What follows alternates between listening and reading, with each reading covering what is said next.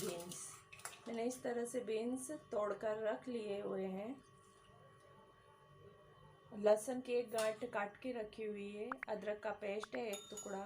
4 हरी मिर्ची है और थोड़ा सा कड़ी पत्ता है। आलू मैंने इस तरह से काट लिया है और टमाटर काट कर रखे हुए हैं। टमाटर काट कर उसका हम पेस्ट बनाएंगे। और ये सारे मसाले हैं। नहीं, इसमें बरोबर 300 ग्राम बीन्स लिए हुए हैं। कढ़ाई में तेल डालते हैं। हम 1.5 चम्मच तेल डालते हैं और गरम होने के लिए रख देते हैं।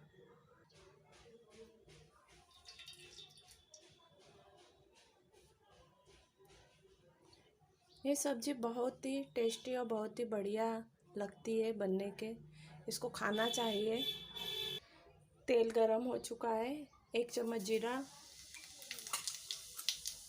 1 चम्मच राई, कड़ी पत्ता डालते हैं। कड़ी पत्ता डालने के बाद लहसुन कटा हुआ डालते हैं। थोड़ा सा इसको तलते हैं। ये थोड़ा लाल हो चुका है। अब इसमें हम कांदे ऐड करेंगे और उसी के साथ हरी मिर्ची भी ऐड कर देते हैं। अब हम इसको अच्छी तरह से तल लेते हैं। कांदे थोड़े लाल हो चुके हैं। अब इसी के साथ हम बीन्स और आलू डाल देते हैं। जब हम बीन्स बाज़ार में ख़रीदने जाते हैं तो डार्क हरे कलर वाली लेनी चाहिए।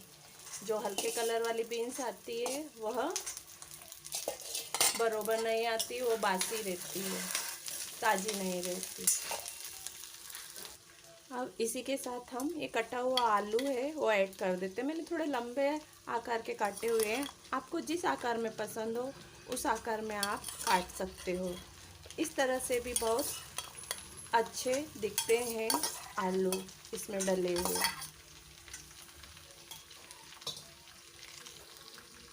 इसी के साथ अदरक का पेस्ट जो हमने रखा हुआ है वो भी ऐड कर देते हैं और इसको लगातार हम मिक्स करते हैं और थोड़ी देर इसे ढक कर रख देंगे ताकि ये थोड़ा सा अच्छी तरह से तल जाए। और इसको बार बार चलाते रहेंगे थोड़ी थोड़ी देर बाद।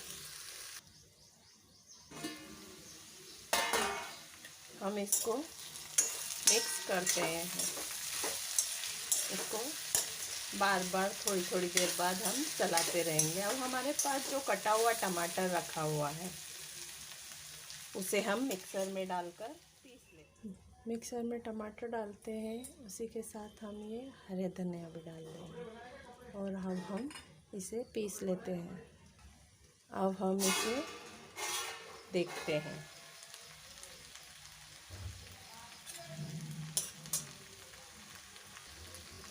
हम इसे अच्छी तरह से मिक्स करते हैं और अब मसाला ऐड करेंगे।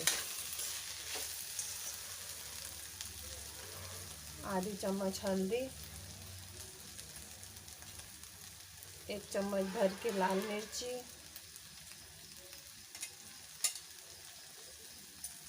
अब हम इसे अच्छी तरह से मिक्स करते हैं।